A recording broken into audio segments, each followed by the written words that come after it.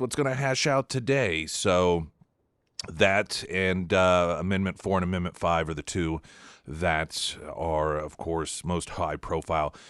I know there's been some confusion. What about Amendment 3, the amendment regarding life? And that is on the general election ballot. So that will be in November. So we'll get to have that fun fight, particularly amongst conservatives, because if you aren't aware, just to give you a preview of what to expect when it gets to it, there is going to be a constitutional amendment people vote on regarding the issue of life, and it is an attempt to counter or to remedy, if you will, fix the mistake in terms of human rights that Missouri made with the constitutional amendment, making abortion essentially, or making Missouri the abortion haven of the country, up to and including giving a free pass to anyone who kills a woman during an abortion.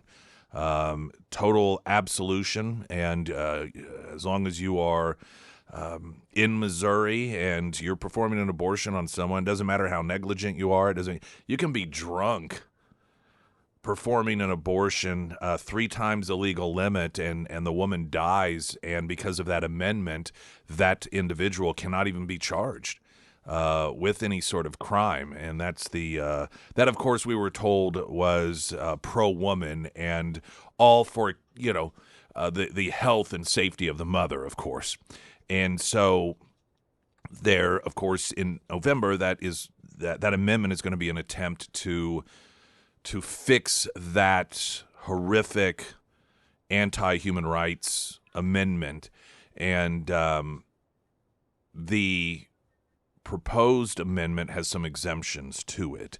And so people that are, I say, maybe, I don't know that extreme is the best term, absolute when it comes to life and the protection of life, don't see the sense in there being exemptions, unless you're talking, of course, about the life of the mother, which has always, even prior to Roe v. Wade, abortion was allowed if the mother's life was in danger. But when you start talking about rape, for example, and for people like me, it's difficult to understand why. I mean, how, not that you can talk to an unborn child, but if you could, how is it that you tell an unborn child, well, you exist because of a rape, so you can be killed? I just, that doesn't compute for me as a pro-life individual. But so there are a lot of people like me that are opposed to the amendment for having the exemptions. Anyway, that's the fight that's in there. I understand the idea behind it. The idea behind it, well, for some, they just believe that there is a segment of the population that should be up for the choice of death or killing. But then there are those who believe that that's the only way it'll pass, that if there aren't exemptions in it, then it will fail, and it's better to save 99% of babies that would otherwise be slaughtered than it is to save 0 of them. And so that's that approach. I understand both sides, but that is going to be a real nasty fight that comes about. Just to give you a heads up, so we will have something fun to talk about as we get into November.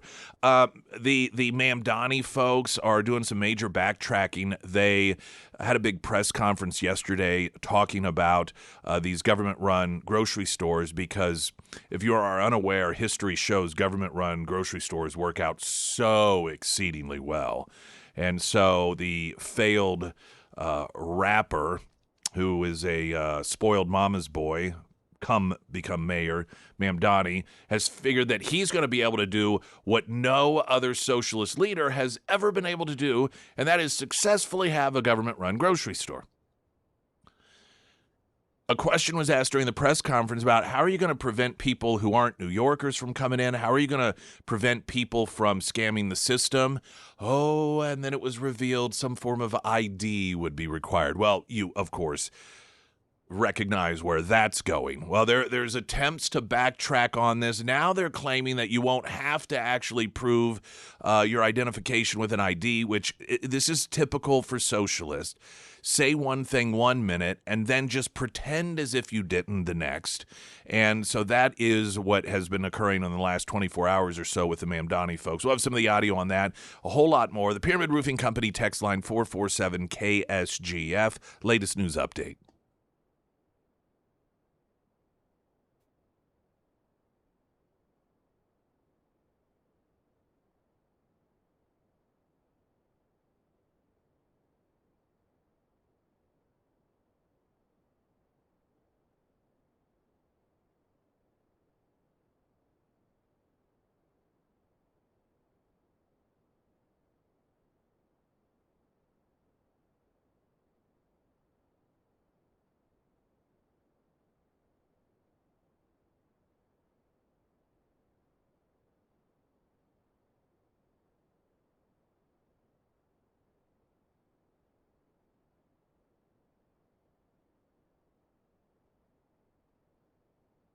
And the first alert forecast from Ozarks First meteorologist Tom Schmidt, sponsored by St. Clair of the Ozarks Home Improvements. Today we'll see sunny skies with a high near 93, heat index values as high as 97. Tonight mostly clear with a low around 72. For your Wednesday, a slight chance of showers in the evening, otherwise mostly sunny with a high near 95, heat index values as high as 100. And for Thursday, a chance for showers throughout the day, otherwise partly sunny with a high near 93.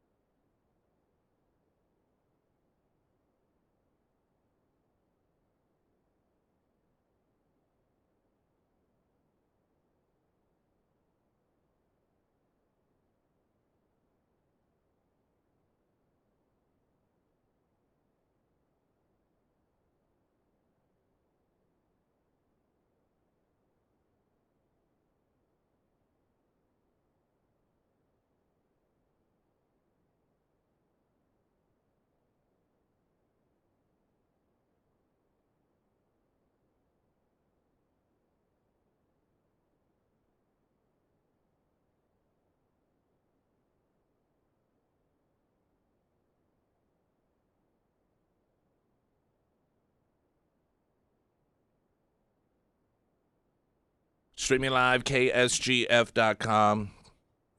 Spent some time at the fair yesterday. How was it? Did you eat a corn dog for me? No, I did not. specifically said in my email, eat a corn dog for me. I guess I didn't get that far down in the email. Why do I even send you emails? Well, I was there actually for KTTS. Yes. Inside the E-Plex there, though there were a lot of KSGF listeners, a lot of people coming up. Can you explain 4 and 5? I'm Oh, like, yeah. Oh my gosh, it's just not that I mind. It's just so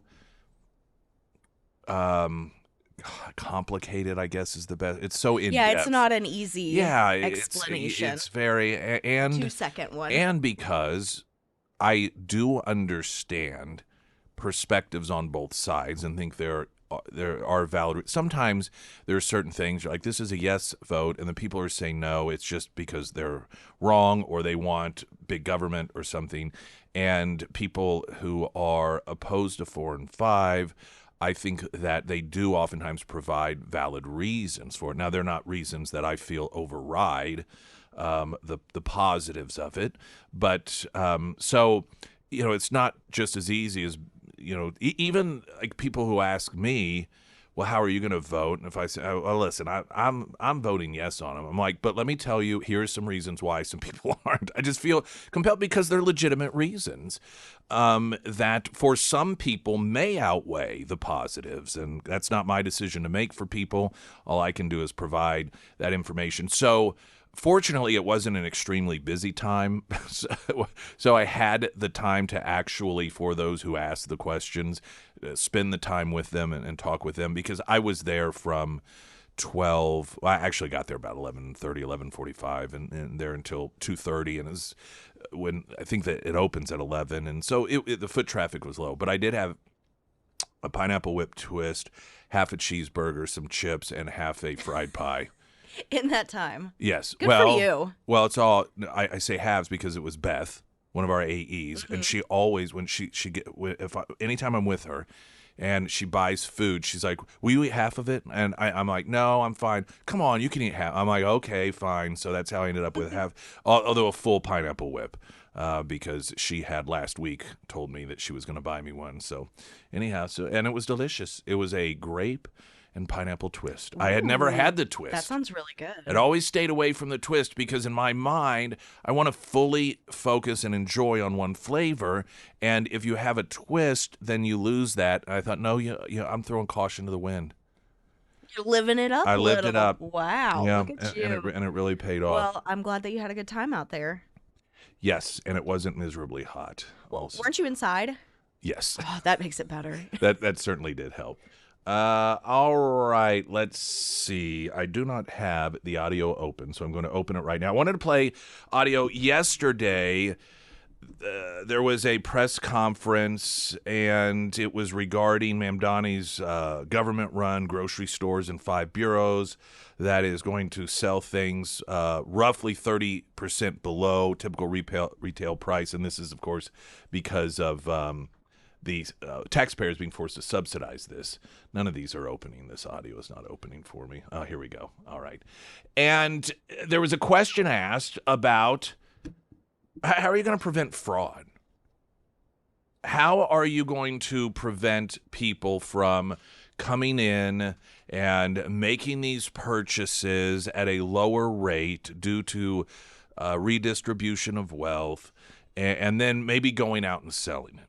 By the way, I don't think that is going to be really that big of a problem. And let me tell you why. The people who make money in that way are the profit margin in going about it that way by buying some bread and milk at 30% below the retail price and then turning around and trying to sell it online and get that 30%. But that's just not of interest to them. The people who generally you would have to worry about doing something like that are the people that storm a Walgreens or a Walmart and they get electronics and sneakers and then those are the items that they sell because one, they steal it, so it's 100% profit, and then they are able to sell it at significantly lower than someone would buy it at the store, and so if it's 50% off of what they would purchase the item at the store, then that's a draw for the buyer, and the person who stole it is still, it's okay, 50%, but it's 100% for them because they didn't pay anything for it. And so I don't think there's going to be people that are trying to sneak in and buy high volumes of these things for the purposes of turning around and selling it. Now, will there be people that are outside of the area? I don't even know if that's going to be a problem, to be honest with you. This is supposed to be for only New Yorkers. I don't know that people from outside of New York who are wanting to save 30% on a loaf of bread are going to travel into one of the 5 boroughs and try and out of state come into New York and utilize the 30% off. It just doesn't really add up. So I don't really believe that it's going to be that big of a problem. Running out of stuff, maybe. That certainly could be a problem. I do also believe that they are going to have to limit, and this is how socialism works, limit how many things you can buy. Right now, barring some sort of catastrophe like COVID, you can go in, you can buy every Pop-Tart on the shelf if you want to. One of the reasons that you see the so-called bread lines in socialist countries is because they, number one, limit the amount. They dictate to you. The government tells you how much food you can buy, and even at that, they still run out of it. But there's a number of reasons. I think the food shortage thing probably is going to come into play to some degree, but nonetheless, it isn't the potential existence of these problems that are significant. It is their answer to, or their approach in making sure that people don't take advantage of the system, and that is to have some form of ID. Mamdani at the press conference being asked about this particular issue. How are you going to keep people from taking advantage of that, that deal, basically, and is there going to be a limit on the number of items that someone can take that are discounted at that level from that essential basket? So our RFP makes very clear that this is a program for New Yorkers to be able to put food on the table, not a program for people to be able to make a quick buck through reselling. I'm going to pass it over to our EDC head, GPAC, to add some additional details. Yeah, so if you look at our RFP for the operator, we are looking to make sure that we target New Yorkers, whether it be at sort of a library card-esque thing, and also we manage who's buying and that is focused on everyday New Yorkers. So we are mindful of that, and so we're going to make sure that we have all the things in place to ensure that that does not happen.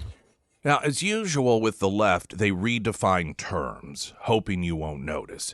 Instead of saying ID, they said library-esque card.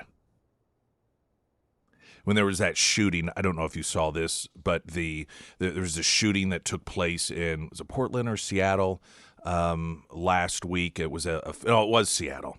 And the police chief, instead of referring to it as what they believed to be gang activity, they called it rival group activity. Just making a mockery of the entire, because everyone knows what they're talking about, but they also know that people on the left are more concerned with labels. The people who claim that they don't like labels are obsessed with labels, and they don't want to stereotype gangs. And so in an effort to take care and not making people think poorly of gangs, they call them rival groups or groups with issues with one another. That police chief, incidentally, for a number of reasons, was fired by the socialist mayor of Seattle. But it was just another example of how the left, they just redefine things. And you are, it's like a very, very, very bad magician that has horrible sleight of hand. And you're not supposed to know what is going on over here because they changed the verbiage. So you're not supposed to recognize the hypocrisy of Mamdani, who, along with the rest of the Democrats, go on and on about how it is that IDs exist for only one purpose, and that is to prevent people of color and married women from having equal access to all of the American, or all of the other things that Americans have access to, like voting, of course. This is their big faux complaint regarding voting, that if you have to show an ID, then that means that if you're black, you're not going to be able to figure it out, and if you're a married woman, you're not going to be able to figure it out. And so what you're going to require? What is it? Mamdani's grocery stores don't want black people and married women in them? So the really amateur hour sleight of hand is, well, we just won't call it an ID. We'll call it a library-esque card or paper, hoping that they won't recognize that it's the exact same thing. And you can't really argue otherwise, because otherwise, what is the point? If you're to say, well, now a library card, that's different than an ID, because an ID, in order to get a regular ID, you have to actually prove who you are. Well, with a library card, the standard isn't that difficult, so it's not an obstacle. You don't actually have to prove who you are. Well, then what's the point of the library-esque card? If it doesn't determine that you are actually, in this case, a citizen of New York City, then what's the point? Let's not also overlook the hypocrisy of offering this service to people only within the borders of New York City. First off, that's the acknowledgement of a border. I thought we didn't care for borders. I thought that's not who we are.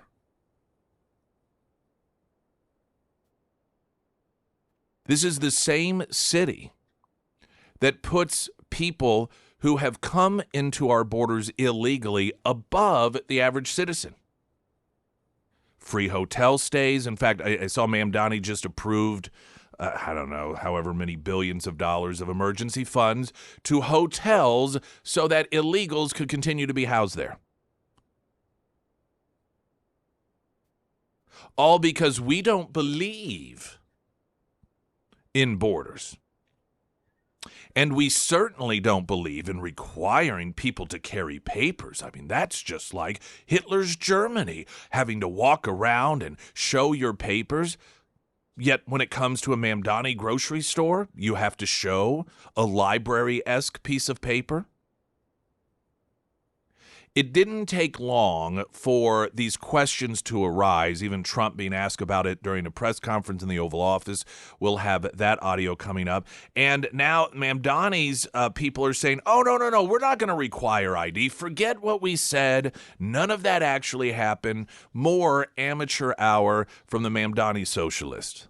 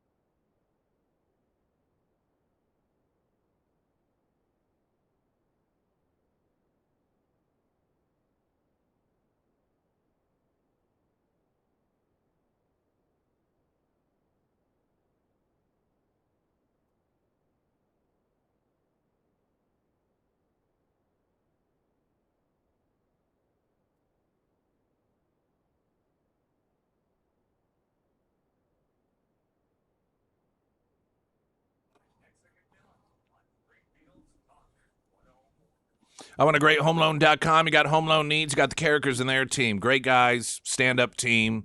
Alex Carricker, Anthony Carricker. Their cell phone numbers are top of the website, or at the top of the website, I want a greathomeloan.com. And this isn't some symbolic thing. It's not an office line or an office cell phone that sits on the desk that they only actually access Monday through Friday from 9 to 5. It is their actual cell phone. And while that doesn't mean, if they're sitting in church, obviously they're not going to answer it.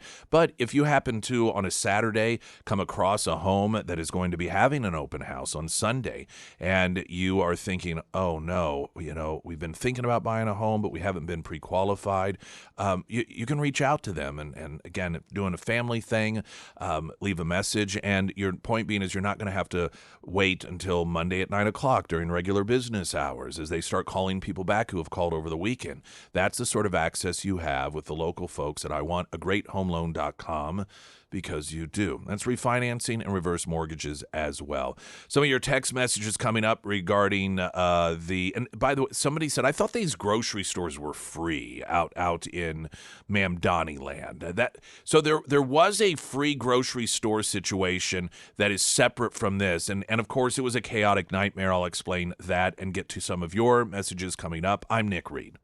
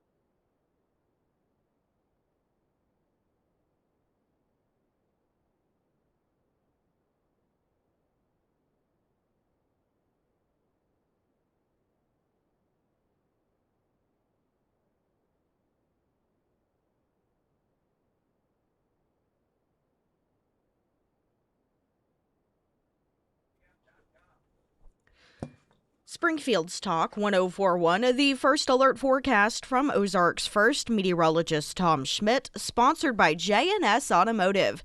Today we'll see sunny skies with a high near 93, heat index values as high as 97. Tonight mostly clear with a low around 72. For your Wednesday, a slight chance of showers in the evening, otherwise mostly sunny throughout the day with a high near 95, heat index values as high as 100. And for Thursday, a chance for showers throughout the day, otherwise partly sunny with a high near 93. There was a press conference yesterday, Mamdani surrounded by fellow socialists, and they were touting the what apparently is going to be the first time in history that a government-run grocery store has been successful in each of the 5 bureaus, and they are going to undercut the free market system by using tax dollars to subsidize the cost of the items or the price of the items so that they can undersell significantly average citizens of the free market system. Incidentally, there is a group of, it's an official group of immigrant store owners in New York that have either filed a lawsuit or plan on filing a lawsuit against this. These are immigrants to the United States of America who came here for a better life, and instead of coming here illegally and then trying to get as many freebies as possible, they actually try to be productive members of society by offering goods and services to people and creating jobs and tax revenue for the city. And what do they get for that from the socialist? They have some of their tax dollars taken in order to create a grocery store that could be competition for them and use their money, their tax dollars, in order to undercut their prices by a significant degree. What a welcome to America from socialism. To socialism. You probably haven't heard any of that, because that runs a little counter to the narrative of the DSA and Mamdani that they are the people that care so much about immigrants. When you have legal immigrant business owners who are filing a lawsuit against you for trying to destroy their livelihoods. See, they don't care about immigrants. They care about people who violate the law. That is priority number 1 for the left. During the press conference yesterday, they were asked, how are you going to keep people from scamming the system? And the answer was to have a form of ID. Well, as you can imagine, now they didn't use the term ID. They said a library-esque card or paperwork. So ID. President Trump, during a presser in the Oval Office, I don't know what he was signing. I think he was signing something, and he was asked about this ID requirement for the basic right of food in New York City. New York City Mayor's funding is IDs to access in government-run grocery stores. What then is your message to Democrats who do not want to pass the Save America Act and ensure, ID at the ballot? Just announced. Well, I wish they'd have an ID to access the voting booth. They don't want to access the voting booth with any identification. We want voter ID, and we want proof of citizenship. Well, he also had a thing where you had to have 2 different IDs to shovel snow during the winter, right? So that's a very friendly question. I like her. Who are you with? One American answer. Very good. All right. Right. So it clearly became a question that the Mamdani folks felt they had to try and dismiss. And I'm guessing this is probably because of calls from higher-ups in the Democrat Party. Already you have 80% of Americans that support an ID in order to vote. Even a majority of Democrats, a majority of people of color support a photo ID in order to vote. And so to not only be on the opposite side of the issue of even your own voters, but then to have the full hypocrisy on display with one of the leaders of your party, Mamdani, out there talking about the need for an ID in order for the basic human right of food. So I suspect they picked up the phone and told him, you need to make this go away. Now they're claiming, essentially, that, well, you need an ID, but it doesn't actually prove anything. You don't have to prove you're a resident to get an ID. The New York Post reporting Mamdani's promised city-owned grocery stores won't require ID from shoppers after all, his administration confirmed yesterday, allowing non-New Yorkers to take advantage of the discounted goods. Now, mind you, The theme, part of the theme anyhow, of yesterday's press conference is that this was for New Yorkers and only New Yorkers. The 5 planned taxpayer-subsidized stores, which are set to sell core basket of goods at 30% below retail price, will offer a free voluntary membership card program that will not require you to prove residency in order to get one. So the obvious question is, what's the point? That's the question. See, they do this and they explain it this way because their hope, and with standard media, this will work. It will just go away. They'll, oh, okay. Sure, you have to have some form of ID, but you don't have to prove you're a resident. So this is different than the whole voting thing. Then what is the point? So tax dollars are going to be utilized in order to give people a membership card that allows them to shop in these stores, but there is zero requirement in order to get the membership card. You don't have to even show that you are a resident of New York. Why then even bother? Because everyone can have a card. I know how much the left loves to spend money unnecessarily, but even this is just a little too much, I would think.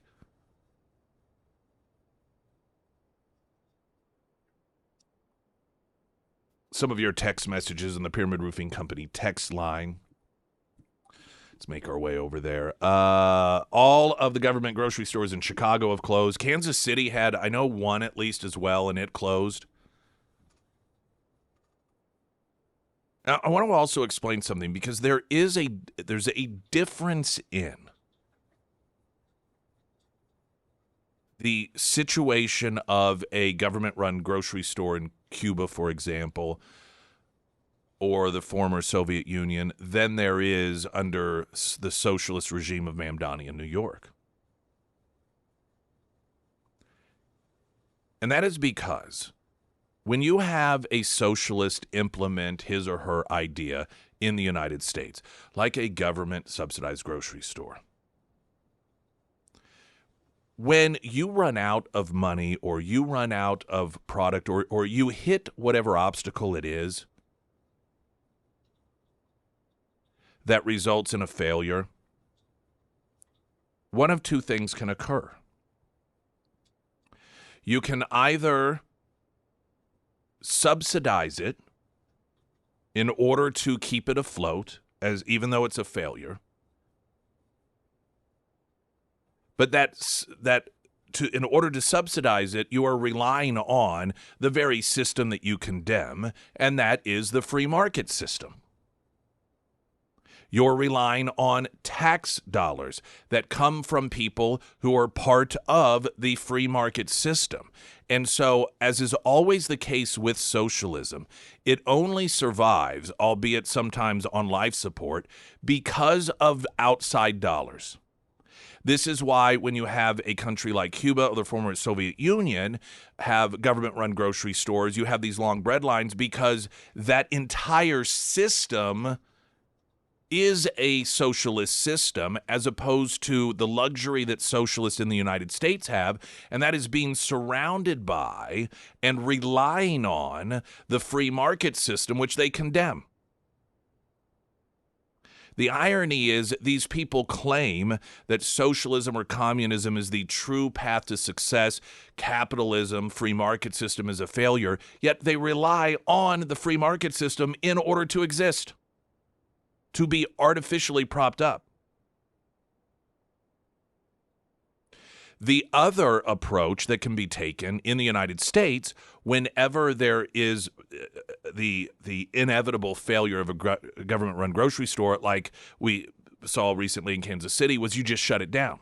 And you can do that because the free market system has grocery stores everywhere, so people don't starve. In Venezuela, after the first year of the people voting in through the democratic process, democratic socialism, in the name of Hugo Chavez, Venezuelans lost, I think it was like 20-some pounds on average each, because the whole system became socialized. So whenever the government-run grocery store shut down, it wasn't like in New York City, where New Yorkers would easily be able to just go to a free market system grocery store, because there were no free market grocery stores in Venezuela or the former Soviet Union or a number of these other socialist states. So that's why the people go hungry. That's why people starve to death.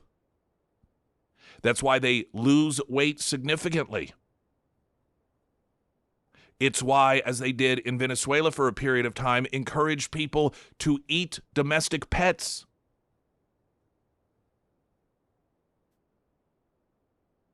Even with the failure of attempted displays of socialism in the United States, they are able to plop along to some degree on life support only because of the free market system. That becomes their lifeline. And if they do, again, decide to hang it up, they don't have to worry about the citizens going hungry or going without because of the free market system.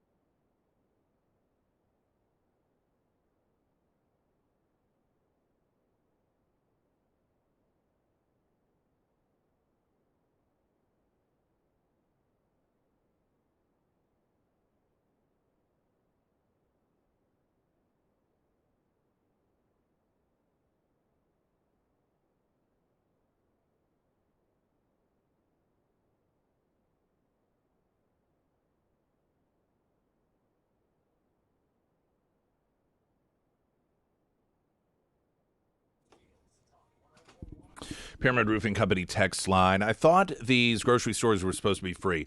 So there was a free grocery store that popped up last year under Ma'am Donnie's reign, and it was Polymarket. Polymarket is one of these companies that allows betting. You do it online, and you can bet on anything and everything. And I've not used it or explored about it, but I think, bet on what's going to happen with Iran to celebrity deaths and everything under the sun. And so they, in order to get attention, obviously, did a free grocery store. And of course, it was mayhem. It was chaos. And they had people that were mad and upset because they ran out of food. And that's how it works whenever you just give things to people free, that they don't have to do anything whatsoever in order to get something. It's a quick fix. It is a do very little in exchange for something. And this is, again, why when you have government-run grocery stores, all in the name of equity, and, well, people shouldn't have to actually work for the things that they want, it goes very quickly. That's why you end up with rationing. That's why the government ends up dictating how many loaves of bread you can have or how many gallons of milk you can have. Because it's a horrific system that results in a humanitarian crisis. If I owned a bodega, you bet I'd go there, buy a bunch of stuff, and sell it in my shop. Well, and so that concept is, again, why under socialism they ration. Because they can't, they can't afford some individual. It doesn't even have to be, particularly if you've got a fully socialist nation in which the free market system is not allowed and people aren't allowed to express their human rights and opening grocery stores if they want to. But just people desperate to feed their family, worried about what happens when the grocery store runs out. When will there be more bread? When will there be more toilet paper? When will there be more meat? And so they want to stockpile and buy as much as possible. And so the government rations. It's the natural. And by the way, the left doesn't mind that. Bernie Sanders was asked about this once. How is it that he explains that it is a positive thing that under his belief system, when implemented, people have to wait in bread lines? And he argued that that was a good thing because it meant no one was getting any more than anyone else. That is the sick mind of a control freak. They would rather everyone starve than everyone have food, but different amounts of it. That is the mental illness that is socialism. Another text, I think we're seeing how to turn their argument. Many times I hear our side saying socialism has failed everywhere it's been tried. We just let them have their press conferences, start asking questions, then follow-up questions. Instead of arguing earn your way versus free stuff, once they have to explain themselves in front of people, it all falls apart. And it's true. I mean, it's extremely true. It is one of the reasons why in socialist regimes and communist regimes, freedom of the press disappears. Because a free press asks those questions. Now, we don't have an ideologically free press in this country. Unfortunately, the mainstream media is supportive of these ideas, and so they believe that in the end, magically, it's all going to pan out and be better for everyone. And these little distractions of failure are hiccups, they're bumps in the road, and reporting on them might mislead people to the incorrect conclusion that it is not the best way to do things, and so they don't report on that because their job is to make sure you understand the ultimate truth. That's their mindset. Now, fortunately, because we still have a free press in this country, in terms of the ability to challenge authority, to ask what questions they want, and there's a small pocket within the media, mostly independent, that is not a propagandist machine for the left that will ask these questions, like, how are you going to make sure that these are actually New Yorkers? Springfield's Talk 1041, streaming live, KSGF.com. I'm Nick Reed.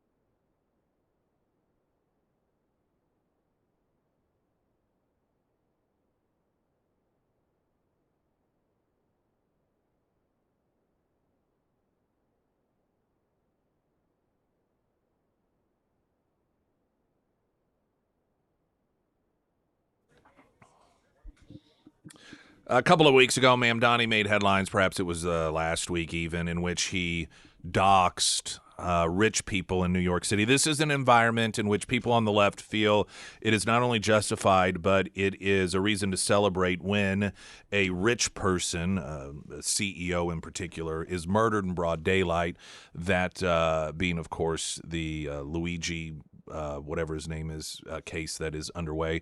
And so he knows what he's doing. Now, this was presented as, oh, no, it's just people under this new tax who aren't even New Yorkers. But about 60-some% of the names of the New Yorkers that were doxxed weren't even supposed to be part of that tax. And that's because it never was even about just doxing those who were going to be taxed. It's about the rich. It's about creating this environment of targeting rich people. Some of those happen to be Mamdani supporters. This is a podcaster, Mamdani supporter, and NYU professor. And I've been doxxed. You've been doxxed? What? Tell me. So I don't know if you've heard, but Mayor Mamdani has decided to release a list of the 950,000 residences with addresses and names that might be eligible for his pied-à-terre tax. I came out in favor of this tax. This is the definition. He's taken a legitimate source of tax revenue and he's turning it into a wanted poster. And the question I would have is, other than trying to identify and imply these people have done something wrong, and then 18 months after a healthcare CEO was executed in the street and then published the list, what is the upside here? Why is he doing this? Well, that is the upside for him. Putting a target on the back of people that he claims are responsible for every woe that every frustrated New Yorker has. This is the plot from Batman, the Dark Knight Rises with Bane, and an attempt to tear apart and destroy Gotham. It is to take the frustrated, the downtrodden citizens of Gotham and turn them against the wealthy. That's what Mamdani's doing. And I love it when these people on the left are shocked they get caught up in it. The reason he never assumed or believed or even just conceptualized the fact that this might come back on him is because, see, he's one of the good guys. And these taxes, these doxing incidents, aren't about anything other than making sure the bad guys get it, the evil guys get it, the rich, greedy guys get it. But he's a lefty. So it's very perplexing that he would get caught up in something like this.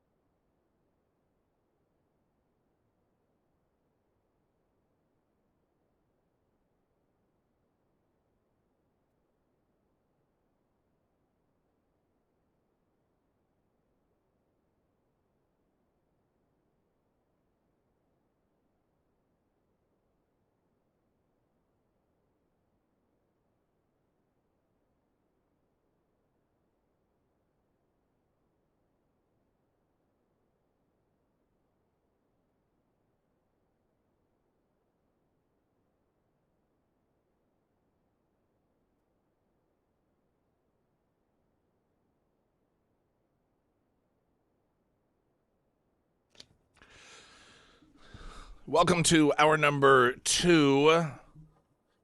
My name is Nick Reed. This is Springfield's Talk 104.1. Brookline Door Works. Garage door is an important component to your home. I talk so much about maintenance of garage doors because I'm a homeowner, and I think that as you grow up and you mature, you realize the importance of keeping on top of things, particularly in order to keep their value, to keep them operating in a way that will make them last longer so that you can put off any sort of large and perhaps unexpected expenses. But, if you're building a new home, or maybe you need a new garage door, maybe you backed into it, or it's just, maybe you got new siding on your home or you painted it and the garage door just sticks out like a sore thumb. It doesn't match the rest of your home. Brookline Door Works, if you were ever driving around, and increasingly I find that people are getting garage doors that are outside the standard cookie cutter, built with the home garage doors. And they really stand out. They look nice. When you're looking at the front of your home, oftentimes a third of it is the garage door, depending on the size of your home. Say a standard ranch-style home, if you got a 2-car garage, a third of your home, the front of it is that garage door. And if you happen to be driving around and you see one, you're like, man, that's a nice-looking garage door. Just maybe the window placement's a little bit different. It's nothing weird. It's just sharp, and it really is a highlight of the home. Odds are it's Brookline Door Works that did it. They go beyond, but you can still get, if you like, the traditional style of garage door. But if you are looking for something that really enhances the overall aesthetics of your home, then Brookline Door Works, those are the folks to go with. And not all garage doors are created equal. There's a tremendous difference in quality from the ones that they generally put in a home when they build it versus some of the offerings that you can get with Brookline Door Works. BrooklineDoorWorks.com, also Nick's endorsements at KSGF.com. There are thousands and thousands of demonstrators, protesters in the capital of Ukraine, Kiev, for days. Thousands of citizens have come out. Odds are you don't know about this. The reason you don't know about it is because it runs counter to the narrative that Zelensky is the great defender of democracy. See, these protesters, these marches, are demanding the return of the defense minister that was fired by Zelensky. It's been 17 days, now 18 or 19 days, since Kiev regime leader Zelensky fired his reformist young defense minister, Fedorov, leading a mass of mostly young Ukrainians to protest for his reinstallment. Since then, Zelensky also fired Commander-in-Chief Sergei Syrsky, but that has not managed to calm down the daily protest in downtown Kiev. Reuters reporting several thousand Ukrainians rallied through central Kiev on Friday, signaling to Zelensky that opposition to his decision to oust the defense minister, widely credited with driving military innovation during Ukraine's war with Russia, remains strong. Fedorov, who only took charge of the wartime ministry in January, was dismissed in a surprise and poorly explained government reshuffle in mid-July. Speculation grew that Fedorov was forced out because of efforts to tackle alleged corruption in the government, specifically the defense sector. Fedorov appeared to lend weight to those claims in recent interviews, though he provided no full details. Friday, aiming to draw the president's attention, protesters marched through Kiev's historical center until the crowd poured into the heart of the Ukrainian capital. Telegram reporting, journalist Vladimir Boyko reported that Fedorov held meetings discussing participation of grand structure in his future political campaign. The event was allegedly recorded, and the materials were passed to Zelensky. During the meeting, they discussed involving Sorosyata in Fedorov's campaign and toasted the seventh president of Ukraine's Mikhail Albertovich Fedorov. Ukrainian journalist claims Zelensky fired Fedorov after learning he was preparing a political run that could be a challenge to his power. So essentially what you have is what seemingly was a relatively, amongst the people, popular figure that was in the Ukrainian government. Zelensky found out that he might have political ambitions that could challenge his grip on power, and so he fired him. This is the same defender of democracy that has jailed journalists, that has continued to unilaterally declare an emergency status in order to prevent the Ukrainian people from having elections. He has banned political parties. He has outlawed political parties and some of the different news programs that he claimed were pro-Russian. Now, this isn't a anti-Ukraine, pro-Russia, or pro-Ukraine, this is, forget the Russian component. The left has gone on and on about how Zelensky is the personification of freedom and democracy. Yet it's curious that everything that they have falsely claimed that Trump would do if he got back into power are the things that Zelensky actually does. Yet these, dare I say, idiots on the left will stand side by side with one another at a No Kings rally referencing Donald Trump while waving Ukrainian flags, declaring Zelensky a great defender of democracy, when Zelensky actually does the things that the No Kings people have falsely claimed that Donald Trump would do. Sort of interesting. Springfield's Talk 104.1. I'm Nick Reed. Latest news update.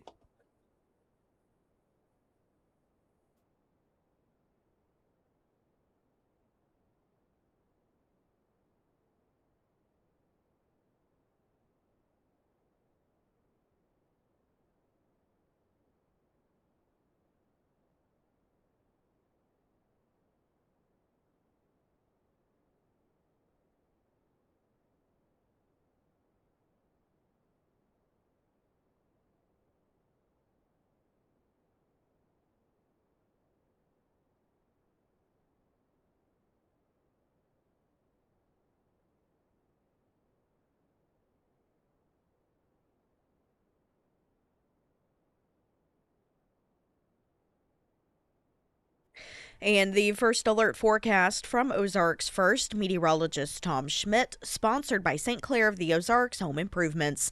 Today we'll see sunny skies with a high near 93, heat index values as high as 97. Tonight, mostly clear with a low around 72. For your Wednesday, we'll see a slight chance of showers in the evening, otherwise mostly sunny throughout the day with a high near 95, heat index values as high as 100. And for Thursday, a chance for showers throughout the day, otherwise partly sunny with a high near 93.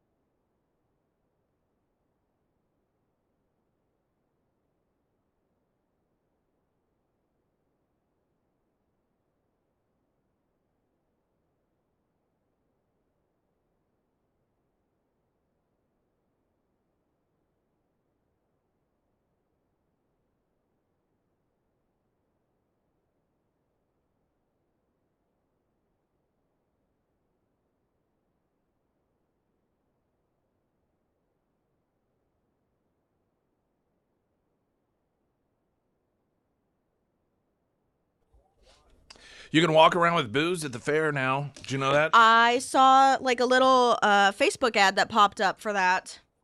Yeah. Did you participate in that while you were out there? No, I did not. I stayed at our little booth area, or KT's booth. And I don't even know if I knew that was a rule before.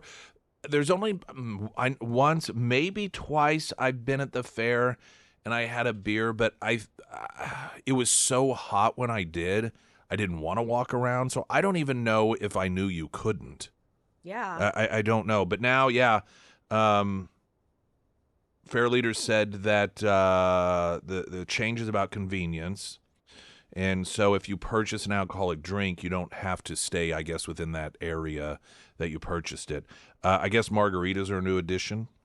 So that will, I guess if you like margaritas, I don't know why, but just get drunk and ride a ride. Nothing. Down some fair food really fast when it's 104 degrees out, and then just chug a couple brewskis or margaritas and get on one of those things that spin you and spin you and spin you. It's better than a margarita, a corn dog, and the Spaceship 3000 or whatever it's called. Well, no, I mean, to me, I don't really see why not. Let's see. So KY3 did the story. Customer responses. Fair cook Michael Gavis said customers have quickly embraced the new option. I love that term. They've quickly embraced the option, especially during the summer heat. Quote, well, it doesn't seem like they're surprised. They're very happy.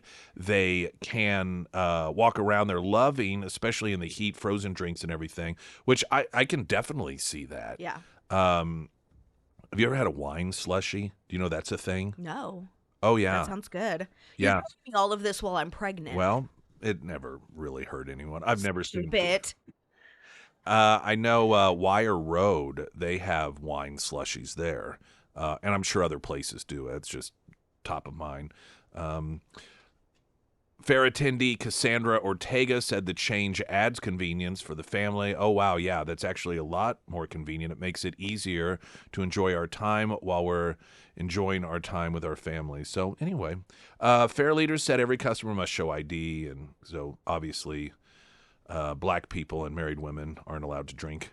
Gavis said workers can also use radio other bars with the description of a person they cut off who appears to be intoxicated, as if they wouldn't know. Like, do you think that's the guy that Jonathan, that guy who's laying in the middle of the ground screaming and throwing up? I wonder if that's the guy that they gave us a heads up about. I doubt that there'll be too many massive problems with it, but it's the fair. I mean, kids walk around with snow cones, then just makes sense that adults should be able to have the same luxuries. There's a story about a Republican you've never heard of from North Carolina, Chuck Edwards, and an ethics committee in the Republican-controlled Congress has recommended censure over sexual harassment of 2 young female staffers. Now, I bring this up for a couple of reasons. And I'm going to read to you this story. And one, just what is factually known to have occurred, recognize that in the context of this being a Republican, and not just a Republican member of Congress, but Republicans that are in charge of this stuff, right? That this is someone that they have deemed, based off his behavior, recommends censure in the House. Now, you think about how difficult it has been to get certain people censured, even when they're saying on the left clearly anti-Semitic things. Or you think about how it is people on the left protect their own when it comes to even allegations of sexual assault and rape. I mean, whether it is Swalwell or Graham Plattner, it doesn't become an issue until it becomes so public and there is such an outcry that it begins to affect their potential quest for power. But until then, The Democrats not only never demonstrate any sort of concern about such allegations, but they cover up for it and they excuse it. So that being said, the Daily Caller reporting, the House Ethics Committee recommended the censure of Republican North Carolina Rep. Chuck Edwards over workplace misconduct findings Friday. Investigators found that Edwards engaged in persistent, unprofessional, and inappropriate conduct towards 2 young female staffers, according to the House Ethics Committee report. The report details what investigators describe as a pattern of conduct that crossed professional boundaries with the 2 staffers, both of whom had previously worked for the North Carolina rep when he served in the state Senate. One staffer was hired as his congressional scheduler at age 19 before finishing college, while the other served as a legislative staffer. Although Edwards denied any sexual or romantic intent, he denied the intent, the committee found his conduct would have appeared otherwise to a reasonable observer, citing lavish and recurrent gifts, comments about the young women's appearance, invitations to private dinners and vacations, and affectionate notes. According to the committee, the gifts included more than $1,000 worth of jewelry, designer handbags, vacations, Broadway tickets, electronics, household appliances, and one-on-one dinners and elaborate day trips. There were also late-night personal texts and poems, and offers of spa treatments and casino outings, according to the probe. Investigators cited a pattern of conduct they said gave the appearance of a sexual or romantic advance. One staffer said that she felt obligated to wear a necklace Edwards gave her and recalled that he was disappointed when she stopped wearing it. The report also details Edwards arranging a surprise birthday performance for a staffer where a singer performed an Ed Sheeran song called Hills of Aberfeldy and said it was, quote, from a special someone. The staffer later told a friend that she was scared low-key because she believed Edwards no longer viewed her as just a daughter figure. After the staffers left his office, Edwards continued contacting them, including sending one a handwritten letter calling her the most amazing woman and saying she had written a complex chapter in my heart that I will never stop reading.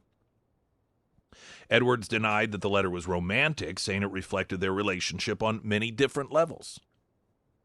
Investigators also cited continued gifts and invitations, including a jigsaw puzzle, inviting a former staffer to an Adam Sandler show for dinner beforehand and a drink or dessert afterwards. After cooperating with the investigation and waiving additional procedures, Edwards faced the committee's recommendation that the entire House censure him for conduct that said failed to reflect credibility upon the House.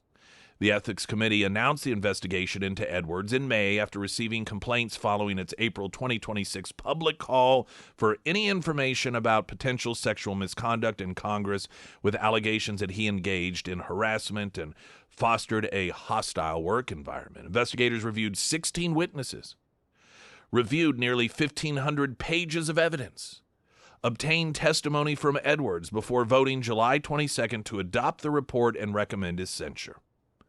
In a statement posted on X by Spectrum News' Reuben Jones, Paul Schumacher, speaking on behalf of Chuck Edwards' campaign, argued the committee's findings completely exonerate Representative Edwards under the House rules governing sexual misconduct or harassment, and said they contradict the panel's ultimate conclusion.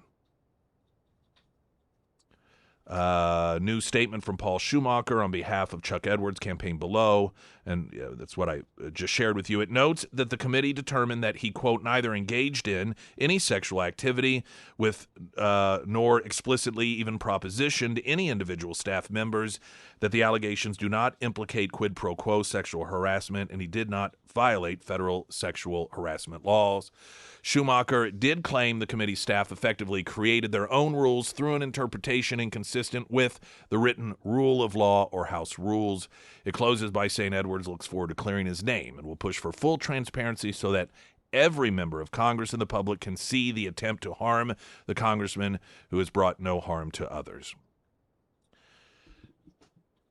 Now, oftentimes there are behind the scenes things that happen, and these things are done in order to get somebody for something else. I don't know anything about that.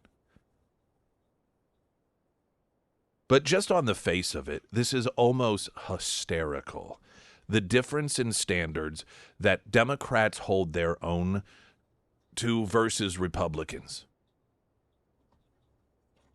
This was a full-scale investigation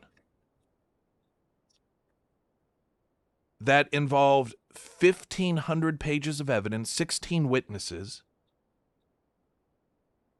and it essentially sounds like he was kind of what would be considered a creepy old guy, but harmless overall. Had some young staffers, one of which actually followed him from a state Senate seat to the U.S. House. And he bought them jewelry, invited them to things. He never, according to the findings, made any sort of suggestion of having any sort of sexual relationship. You know, gave him some jewelry, and the girl's like, I feel bad if I don't wear it. Stuff that I'm not saying should occur in the workplace, but is totally G-rated compared to what it is that, let's not forget, it was just a few years ago that you had a Democrat Senate staffer filming gay porn in the U.S. Senate chambers. And the Democrats were like, don't go, you're just homophobes. The years they covered for Swalwell until it was politically advantageous for them to take him out. The nonstop, all, just full-blown support for Graham Plattner, knowing all of the allegations against him until, again, it became politically advantageous to get rid of him. And the G-rated compared to Democrat behavior, the G-rated behavior that this congressman is alleged to have engaged in when it came to these staffers, that they weren't even young girls or young women, and that it's recommended he get a full censure from the U.S. House for it. Talk about it's a comical display of double standards.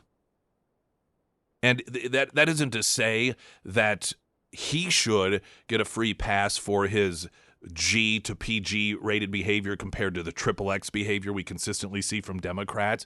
But I just think it says a lot about the two political parties. And by the way, this isn't done under pressure. This wasn't done because this has become some national scandal and it may cause Republicans to lose a seat. The only reason this is even known is because Republicans took it upon themselves to carry out the investigation. Interesting how opposite the behavior is when it comes to this sort of thing between Republicans and Democrats.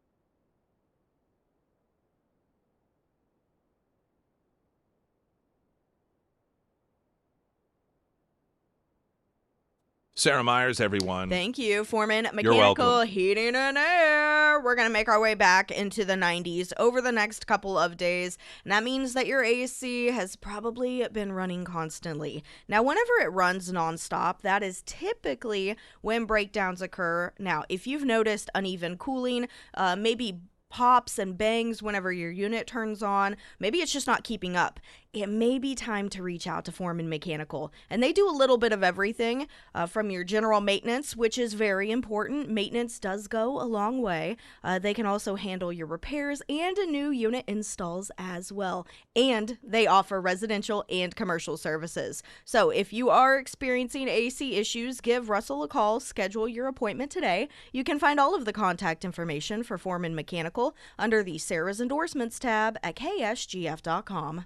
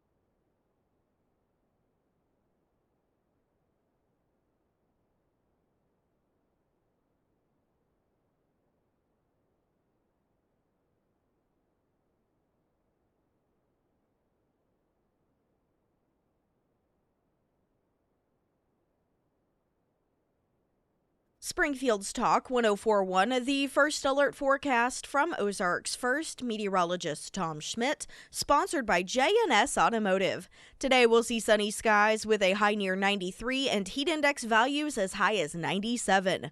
Tonight mostly clear with a low around 72.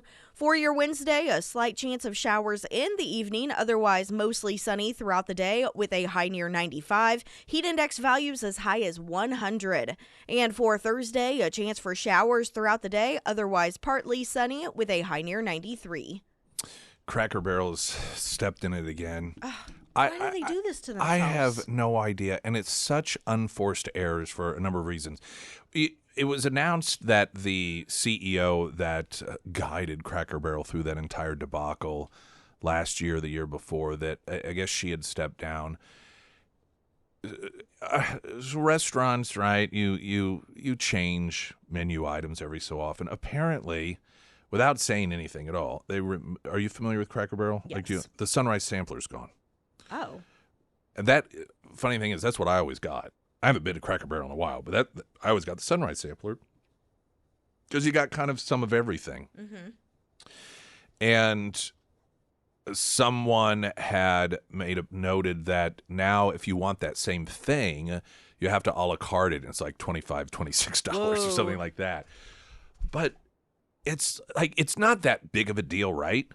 But why would you not? I mean, I don't even know how it is, I guess, you address it ahead of time. You know that is the sort of thing that certain people get all the time. You know what it's like? It is a staple. It's been there forever. It is one of the go-to items for people. And to remove it and not explain why, that's the thing. Like, is it a cost thing? Is it, what is the reason for it? And it's just another one of those decisions that, and I don't even know that it probably would not get the attention it's getting if it wasn't for the previous debacle. But to be in charge of and not have I don't even think it's intuition, but just the standard observational skills to recognize the fact that you are already scrutinized because you have made moves that really upset a tremendous amount of your customer base, that every time you do something that normally might not be that big of a deal, all it's going to take is some of your customers on social media complaining about it, and then that's going to be a news story. And the fact that seemingly these people that make decisions at Cracker Barrel are unaware of this stuff is just kind of crazy to me. Anyway, Sunrise Sampler's gone. What's next? The Coca-Cola cake? Yeah. It's going downhill. I did think it was funny that after that debacle, some of the TV commercials that they had were really driving the point home that they were trying to make sure they understood you wanted things to stay somewhat authentic because it's the old guy with his face like, oh yes, I'm eating the cracker. He's like, okay, we get it. We get that you get it now. But Sunrise. Apparently they didn't get it. Apparently not. I want to do an update on something that there's been a lot of discussion about. I've been talking about this, and it is the latest target of the WNBA by the left. It has shifted from Caitlin Clark to Sophie Cunningham. And this is just an amazing thing to watch. The most high-profile women's organization of any kind in this country, I would argue, is the WNBA.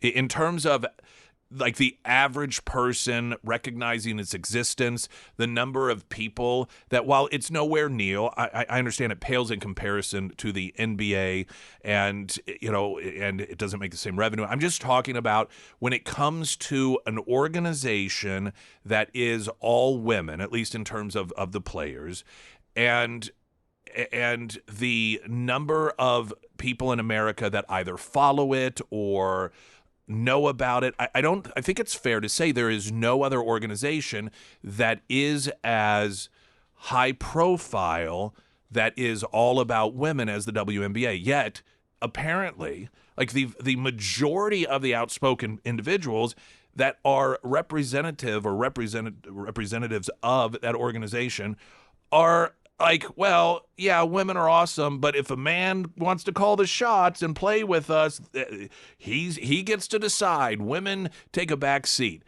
The self-destructive nature of these people from a gender standpoint and the standpoint that they're two highest profile players nationally, Caitlin Clark and Sophie Cunningham, they are doing everything they can to destroy them. The two people, and obviously Caitlin Clark really led the way, but it's being reinforced by Sophie Cunningham, that are making them mainstream or have made them mainstream. And they're doing everything they can to destroy these two individuals. Why? Well, for Caitlin Clark, just because she was successful and a white straight girl. For Sophie Cunningham, because she believes in girls' rights. The latest update on that, I'm Nick Reed.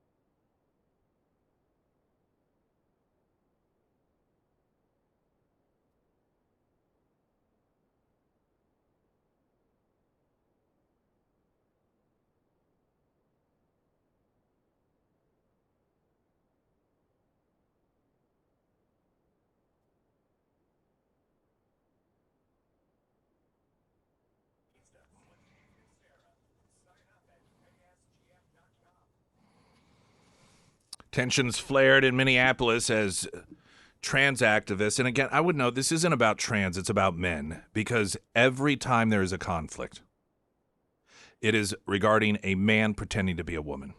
When it comes to locker rooms, when it comes to stolen scholarships, when it comes to stolen medals, when it comes to stolen records, when it comes to restrooms, it's always a man pretending to be a woman. So this is not about trans. This is about men.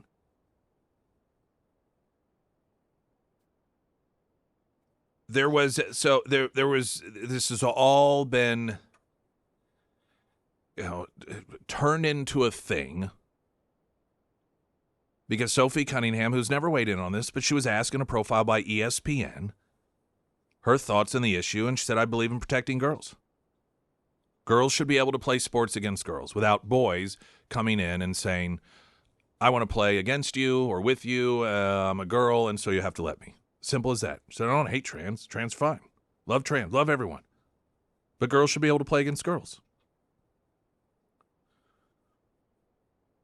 There was a game, and it was, I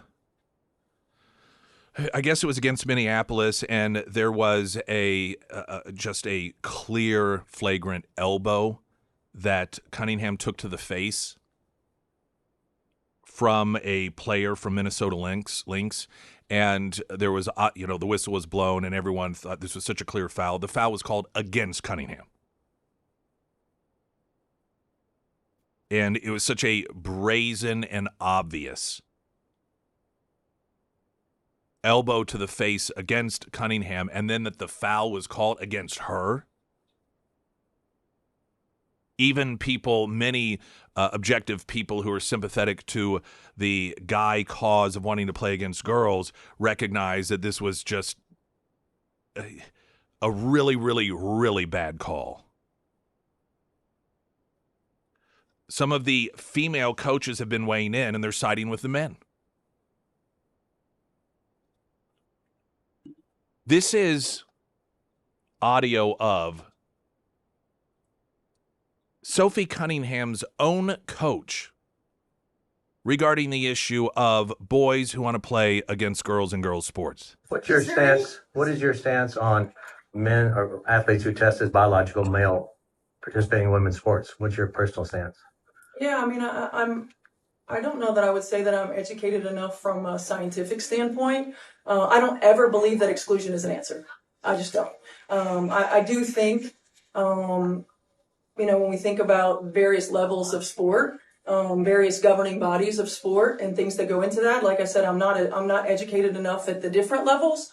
I know growing up, I played with the boys all the time. So there weren't girl sports. Would you welcome a biological male in WNBA? Again, it's like, I don't know, when we talk about biological male and scientifically where we are, I think it's a totally different scenario. As I said, I'm not educated enough in terms of transgender and transitioning to give you a smart answer. I would say, though, that I just don't feel like exclusion is an answer, and I think that we need to have deeper, more layered conversations. And you'd be okay with them in the locker room? It's ironic because these people on the left, and I just love it when these women fight against their own, womanhood. The follow-up question should have been there was, hey, by the way, do you know what the W stands for in right. WNBA? Yeah. Well, they try and play this, hey, I'm smart enough to know I'm not smart enough card. I'm not a scientist. You know how stupid you sound? I mean, if I see a pot of boiling water, virtually anyone, even people who can't tell you at what temperature water boils or exactly why heat makes water boil, but they can look at it and understand what boiling water is. This absurdly stupid and lazy approach, particularly it seems to come from women like, I don't know, I'm not a scientist. I don't know what a girl is. It is an embarrassment. And it's also a cop-out at the same time. There was one quote about how, from one of the coaches regarding how little girls and how I just believe anybody who should be able to play who wants to. Anybody? So if a 38-year-old man wanted to play against, see, this is another free pass they get in claiming, well, I just believe we should include anyone who wants to play. Okay, a 38-year-old, 6'2" male wants to play against high school girls. Are you for that? Well, no, of course not. That. Okay, so you don't believe in everyone who wants to play on whatever team they want to. You do have some sort of standards.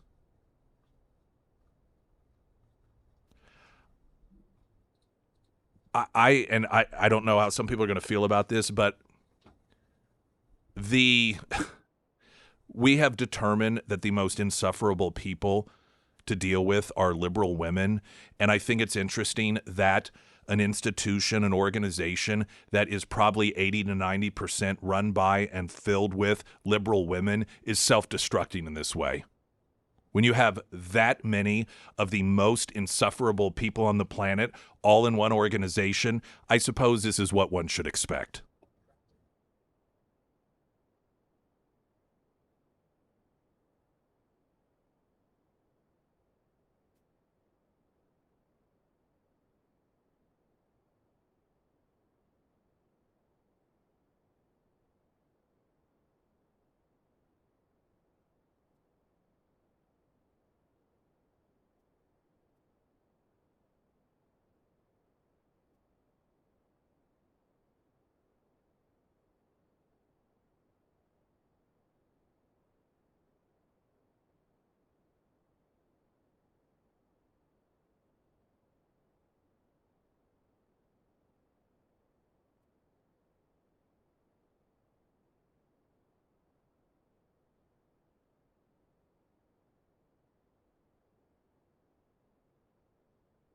Hour 3 coming up. Pyramid Roofing Company text line 447 KSGF. I'm Nick Reed.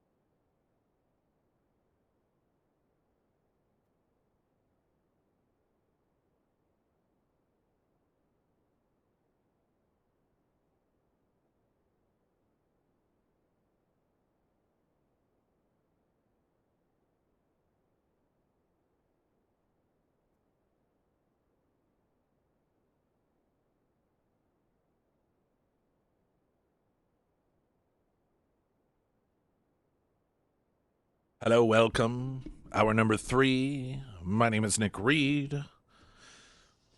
Emily Johnson, House Theory Realty. Chad says, I cannot say enough good things about Emily Johnson. We were in the market for such a long time.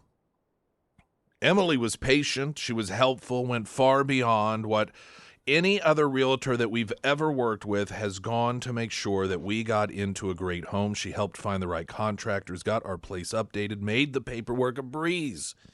She negotiated hard when we needed it, and she got us a great place on a home our whole family loves. Thank you so much, Emily.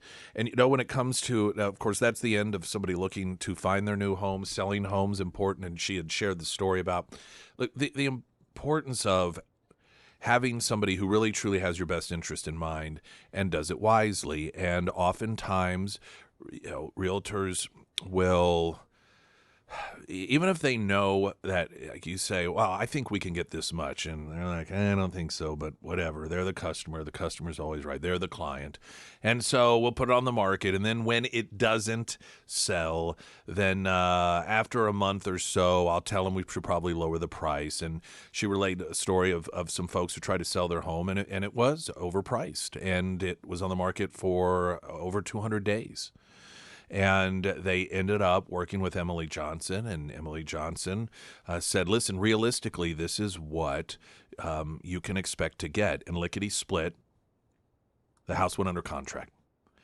It's important to, out of the gate, have someone who not only knows what it is they're doing, but has your best interest in mind and will be straight up and honest with you about, listen, I know that'd be great if you could get that much, but I'm telling you, I just don't think it'll happen. And while you may think, well, we'll drop the price later, that doesn't help when people see a price reduction because they begin to think something's wrong with the home.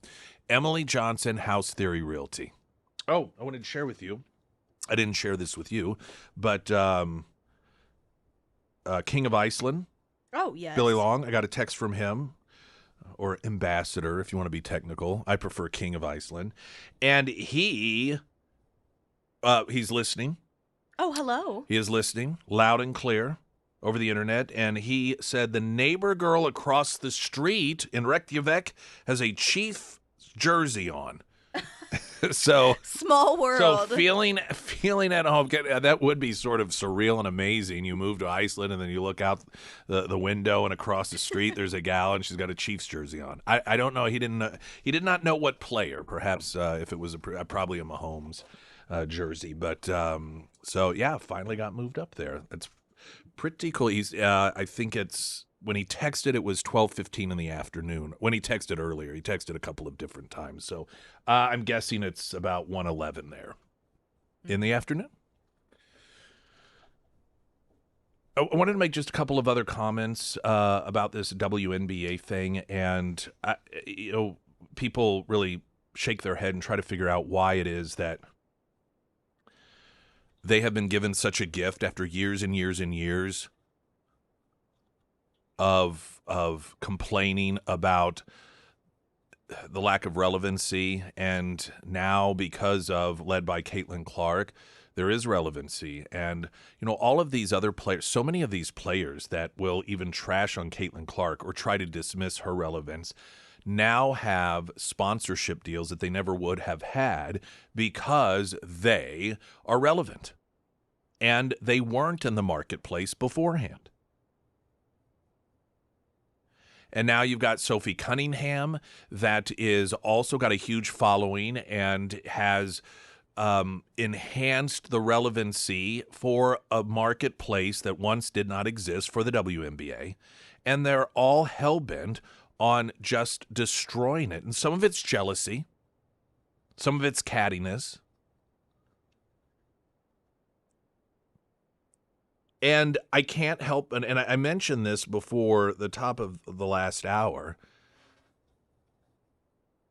the majority of the players and the administrative officials and coaches in the WNBA are liberal women.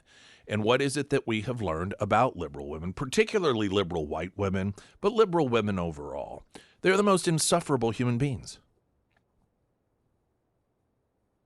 They are never happy. They can't stand anyone else being happy or having success. They're jealous. They're angry about everything. No matter what happens, they find the negative in it.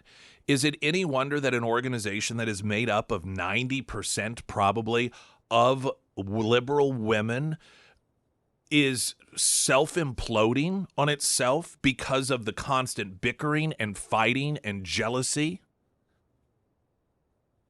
In all reality, given that it is primarily an organization occupied with liberal women, I'm shocked that we didn't recognize that this was the inevitable result. Two individuals that listen, I have no idea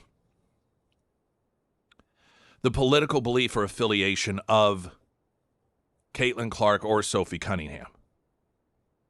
Caitlin Clark has never talked politics. She said a few things that kind of gave a nod to the left, but some of that may have just been obligatory in order to survive. Sophie Cunningham, of course, if you listen to the media, she's some right-winger simply because she has stated a position that 80% of Americans state. If Sophie Cunningham is MAGA America because she believes that girls should not be forced to compete against boys, then 80% of America is MAGA America because that's about where the percentage falls that believes in protecting girls in sports. But I have no idea whether Caitlin Clark or Sophie Cunningham are conservatives. Now, I would argue they're not liberal. And I argue that because they keep their mouths shut about this stuff. Liberals can't help it. Rarely do you find, particularly a female that is a liberal, that you don't know it because they can't shut up about how superior they are. They can't stop virtue signaling. They can't stop demeaning people with whom they disagree. They just do not have the emotional maturity to stop themselves from throwing up their political bigotry all over the place. And so the fact that neither Sophie Cunningham nor Caitlin Clark do that suggests to me that they're not liberal. Again, that doesn't mean they're conservative. They may mean nothing. Some people really don't care about this stuff. And so it's interesting that so you've got a culture that is female leftist that has taken what should be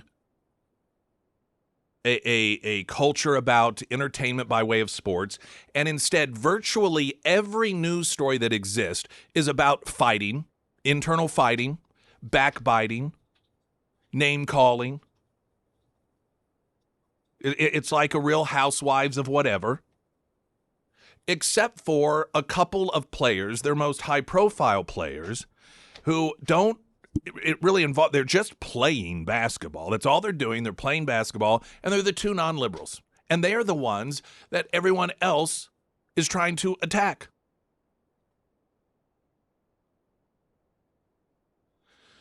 And, of course, that's because liberals demand complete compliance. Total obedience. And so when there are a couple of individuals that do not fall into the carbon copy of what the left demands, particularly for females to be, then they seek to destroy them. Now, some will try and claim that, well, now Sophie Cunningham, she all of this is because she insisted on injecting politics into things. And in fact, there's a piece written by some guy, is a left-winger who apparently was arrested once for beating his wife, trying to claim that Sophie Cunningham she's anti-trans, she's anti-black as well. Apparently now she's anti-black. No one has explained that. But and saying she's, for you on the right who hated Colin Kaepernick, she's the same thing. Well, no, she's not. Sophie Cunningham hasn't kneeled before a game in honor of her cause. She hasn't utilized her uniform or anything during gameplay to push a political cause. That's what Colin Kaepernick was doing. He was utilizing the field. He was utilizing his time within the game itself in order to make political points. That's not what Sophie Cunningham was doing. She's never talked about this. She was asked a question by a sports reporter what she felt about the issue, and she told him. And that was it. And we're seeing particularly, it's people of color and women in particular, the left demands they know their place. You are not allowed your own thought process. You're not allowed to have your own moral compass. It is the demand of 100% complete obedience. And the moment that a woman steps out of their, quote, kitchen, you see what happens to them. Here's a question for those of you on the left that feel that boys who declare that they're girls should be allowed to compete against girls. If you have girls in this country or women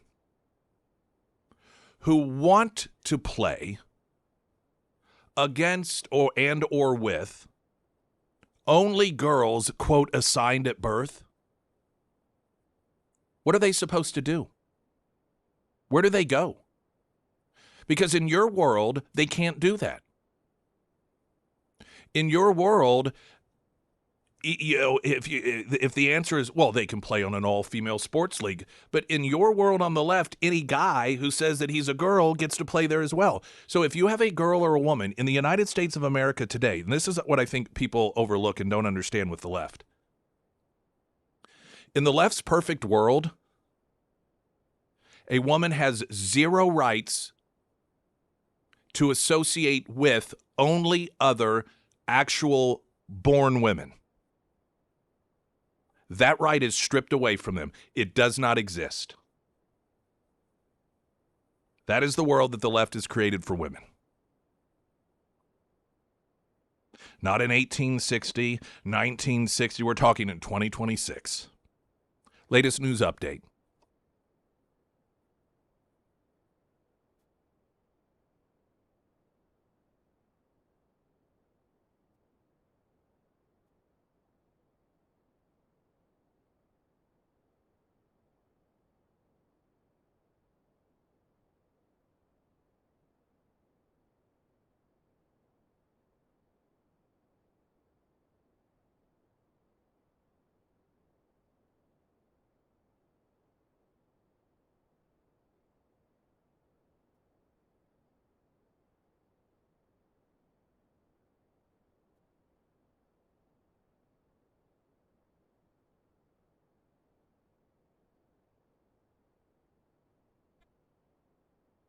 And the first alert forecast from Ozarks First meteorologist Tom Schmidt, sponsored by St. Clair of the Ozarks Home Improvements.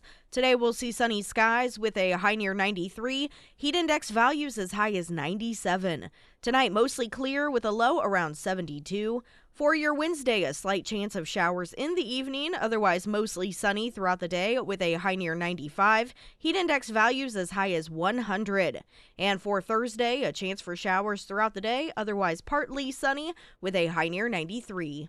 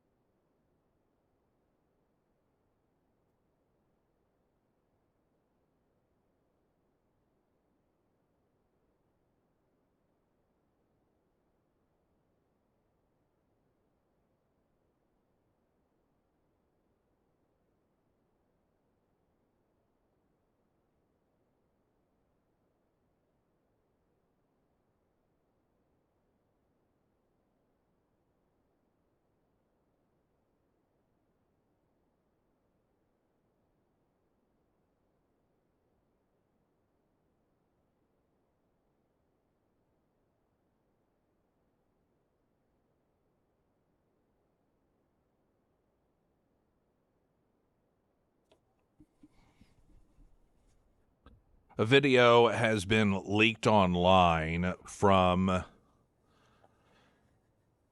a non-profit organization called High Tops that, according to its website, seeks to foster, quote, strong and healthy young people of all identities by providing inclusive and youth-informed sex education, LGBTQ plus support for young people. Now, of course, we're told that there's absolutely no targeting of younger and younger and younger people. There's no grooming going on. This is the video along with the audio that has been captured and is now circulating online regarding the targeting of young children, trying to get them before puberty. You want to catch kids when they're starting puberty because that's the time in which identity formation is central to their lives. However, early intervention is key. So we actually are designing a kindergarten through grade 2 curriculum this summer. And I will tell you, one of the most rewarding experiences, Nikki, we were in a local school system in an elementary school, and we were in grades 3, 4, and 5. And after we were there, 5 students went to the principal's office and came out. So we are really intentionally going into younger and younger grades. So can we move past the lie that they aren't targeting young people? And deliberately? It's telling that she notes so much of their success when they target kids is right around the time of puberty. And that's because, as some of you may remember, depending on your age, that is the time in a young person's life when they are most vulnerable.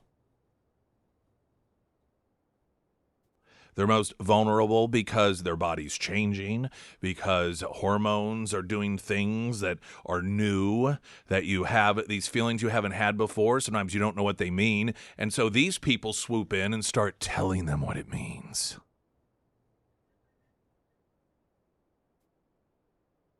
And then to see as some sort of, like they're collecting things.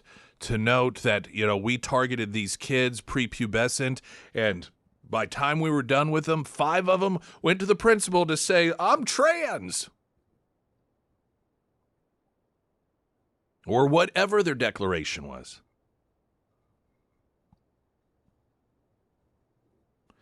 This is how sick these people have become. There was a time when there's a recognition of reality and how, again, vulnerable time for people of that age.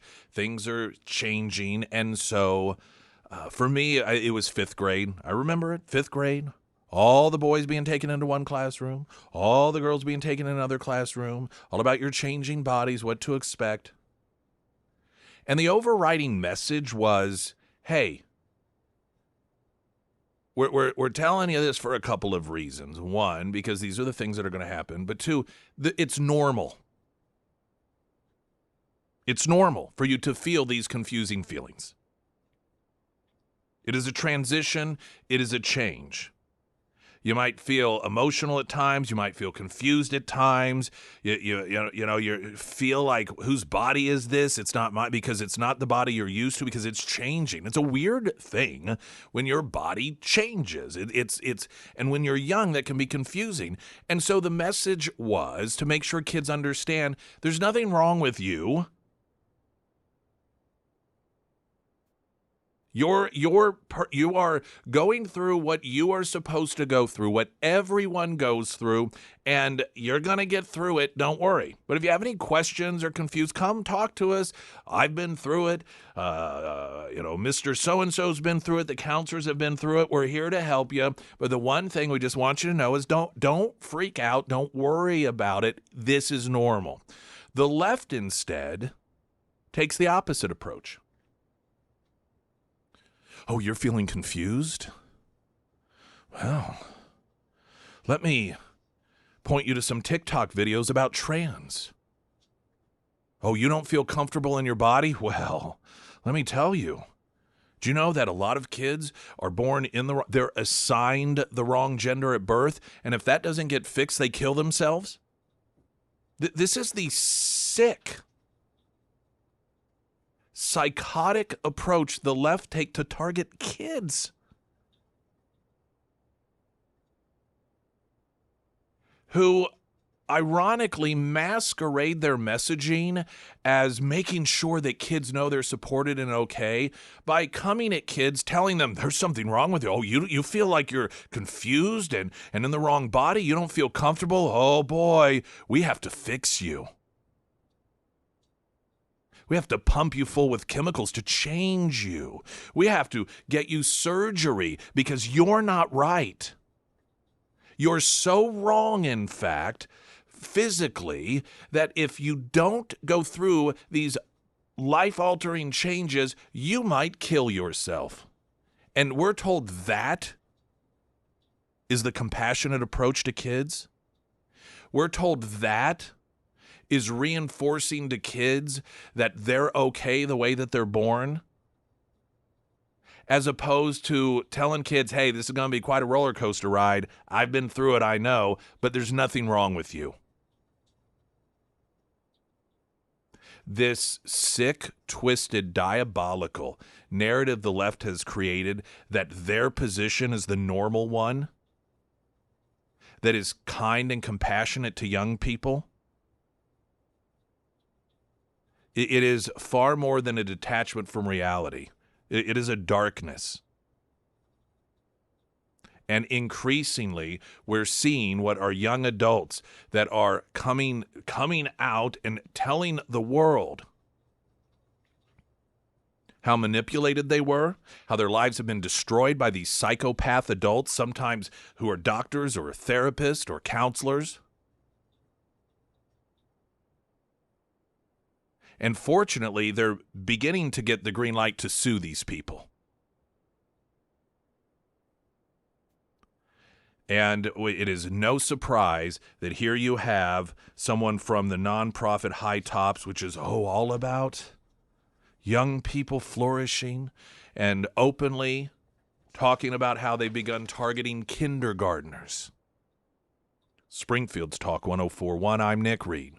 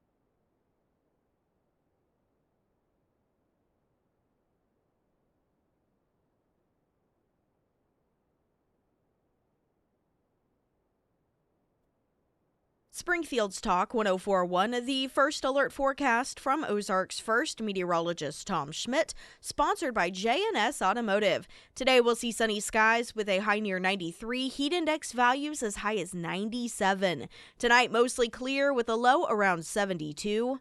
For your Wednesday, a slight chance of showers in the evening, otherwise mostly sunny throughout the day with a high near 95, heat index values as high as 100.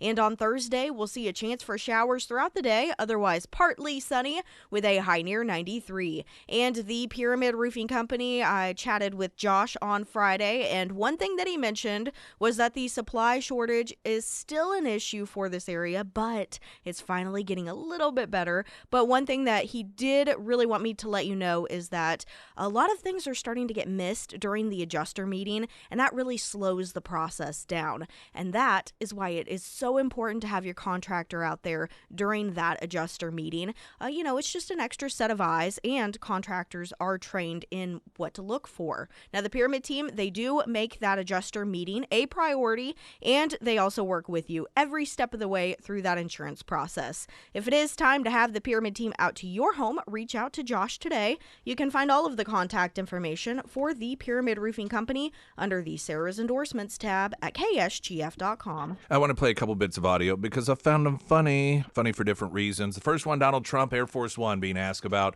his decision to help our friends in Japan shore up the yen. And I'll just go ahead and tell you the funny part is at the end of the statement. Now, they're on Air Force One, so of course there's a lot of the airplane noise. But I think you ought to be able to hear his the question and then the answer. President, why is the U.S. advocating to support the Japanese again at this time? Support the Japanese currently. Because we have a good relationship with Japan. We're very strong, very, very strong financially. They have a weakening yen, and they wanted a little bit of help, and we're always there for Japan. And it's been very good to us, with the exception, of course, of Pearl Harbor.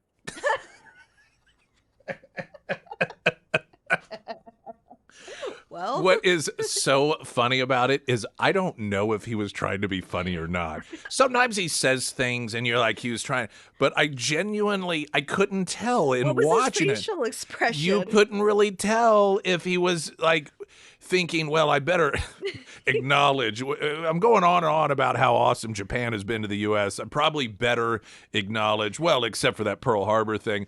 But I could also see him just doing it to be kind of funny. I couldn't tell in the visual because sometimes he's good about, I don't know, playing the straight man when he says stuff like that. But I just thought that was a hilarious. Except for Pearl Harbor, of course. This one is also, I think, just hilarious, but for much different reasons. They're up in Boston, the NBC affiliates, Channel 10, was doing a story on this liberal family, and so they're talking to I'd say she's in her 60s, maybe, liberal white woman. And it's all about just how kind and caring and compassionate they are because they took in a Haitian family. And so the story's all about what that's like. And the most of it is just the reporter talking about the Haitian immigrants coming here and the need to find places to stay. And then there is this clip of the liberal woman giving her perspective on having this Haitian woman stay with them. And it's really fun having them. What I realized is there's so much prejudice against refugees, mostly because people don't know them. Lisa says she feels like she has her own personal chef, as Wildande loves cooking. And it shows her, the Haitian, in the kitchen while the liberal woman's like standing there watching her in there like working away. And it's just it's like she has her own personal chef now. She's thinking about expanding, becoming even more compassionate so she can have her own personal gardener and her own personal janitor. I mean, is there a story that better sums up the left and what really matters to them when it comes to either illegal immigrants or migrants to this country? They're the help.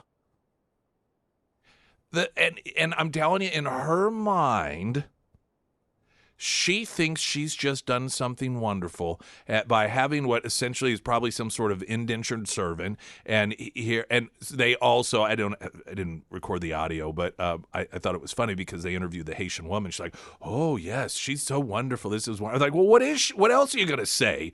I mean, you are reliant on this woman housing you. She completely holds your life and the life because her husband and the child live there as well. Apparently, like you will be out on the streets without her." And isn't it just amazing that you also love to do the housework? What a convenient coincidence for a left winger. That's how they see these. It's the help. And that's why you hear them constantly talk about, well, who's going to clean our toilets if we deport the illegals? Who's going to pick the cabbage? Who's going to do this? Who's going to clean up after us? And so and she just loves it. It's like having her own personal chef to wait on her hand and foot. Well, I bet it is.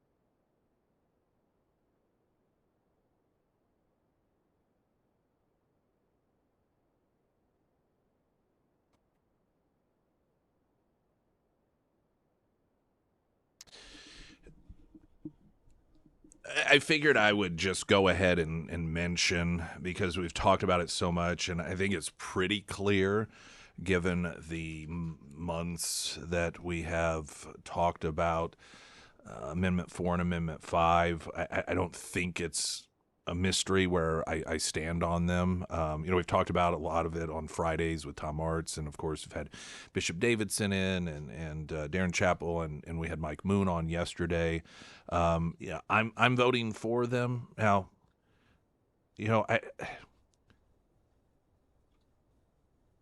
I feel as if the anger and the divide between Republicans over this isn't necessary. I know there are going to be a lot of Republicans that vote against these things, and all right,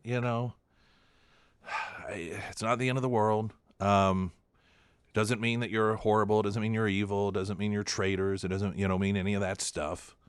We just kind of disagree. I don't think there's a greater example than Mike Moon, who is, somebody that I don't know that there is anyone I respect more than him when it comes to his desire to do not only what is right, but is constitutional. And he and I have differing perspectives on this.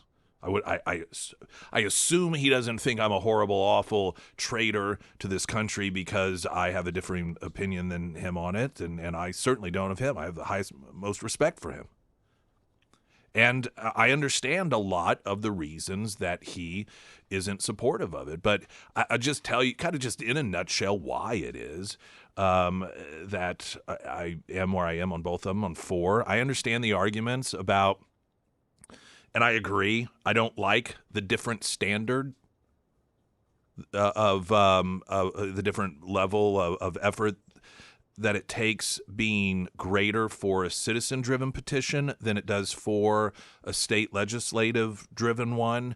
I understand the argument that, listen, there are already hurdles that are built into place that have to be overcome to get something like that from a legislative to get it out of the legislature, and that burden is already higher than getting signatures. So I understand that argument.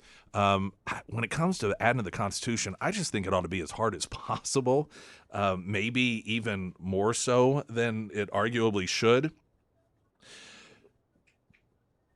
There is this argument that is true, that if this passes, and what it does, for those who aren't aware, among other things, when it comes to vote count, if we want to add something to the Constitution, and if it is on the ballot because citizens got signatures to get it on the ballot, right now, in order to be part of the Constitution, it just takes a majority vote. What this would do is say it takes a majority from each of the congressional districts. The reason for this is because increasingly, we are having our Constitution amended by St. Louis and Kansas City.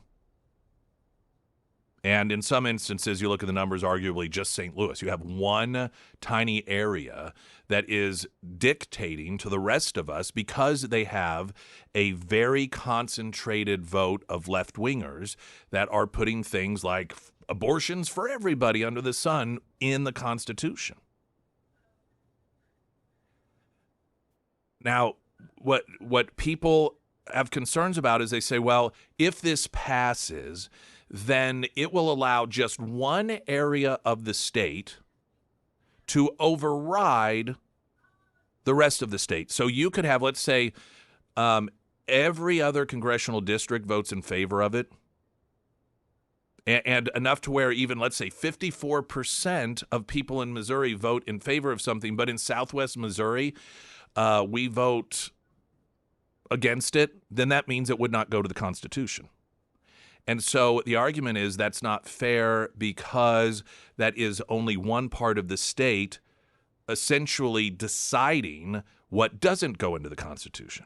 And that's true. That is an accurate description of what that can result in.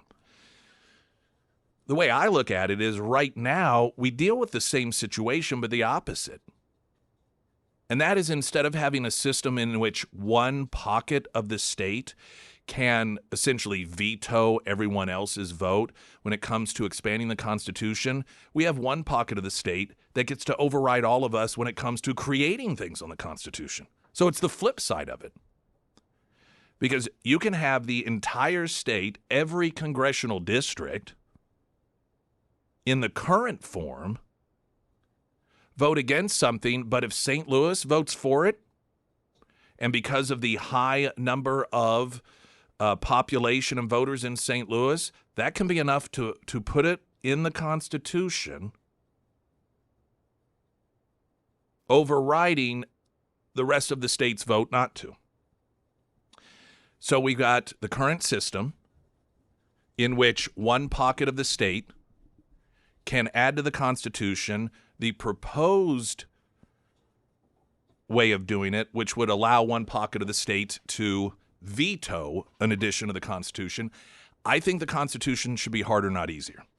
If we are going to allow one little district or area of the state to override everyone else, I think it should be the ability to prevent it as opposed to one area of the state changing the Constitution. That's just my personal preference.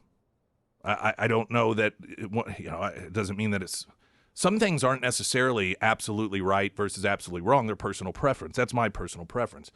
That's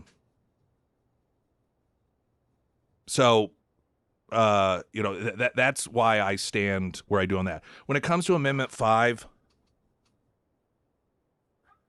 I'm supportive of it because ultimately I believe that it is the most honest form of taxation to not have an income tax. Income tax is a redistribution of wealth as opposed to a sales tax, because a sales tax, everyone's involved. Even people who are traveling through the state, people that don't have jobs, people that are drug dealers, yes, retired people as well, are sharing that burden. But when you put the burden on a minority segment of the population that is redistributing their wealth to other people, I'm just opposed to the redistribution of wealth for a number of reasons. One of them is because it gives the power to the people who want to spend more money. And we've seen some of that play out. When the majority of people aren't responsible for paying the ticket, and then someone comes along and is like, hey, maybe everyone should be responsible. Generally speaking, the people who aren't responsible are like, no, I don't think so. And it pits us against one another. If we want to be, and I'm not saying this is the most perfect way of doing it, and I know that this could happen and that could happen. Listen, I've been one of these individuals that have long complained about Republicans who are afraid of taking bold steps because, this might happen or that might happen, and they're afraid of their own shadows. And I feel as if I just don't want to take that position. I think you've got to take bold steps if you want bold solutions. And I understand that government and people in government have certainly earned the right to not be trusted. But the people who are behind this are people that I believe have earned the right to be trusted. And as a citizen who complains so much about Republicans being mediocre in Missouri and not being conservative, and then to have some who are conservative craft this attempt to try to get us into the Florida and Texas realm of economies, and then to be like, no, that just seems a little too much. For me, it would be hypocritical. And it would also, I think, send the message that there's no point in taking the bold steps necessary to get us out of mediocrity. But that's just my personal opinion. People who disagree with that, particularly those who are conservative and who have fears that this is going to result in, some horrific thing happening, I certainly understand that concern. I do. People in government can't blame you for it. I get it. I know where you're coming from. It's just not where I am on it. Springfield's Talk 104.1, I'm Nick Reed.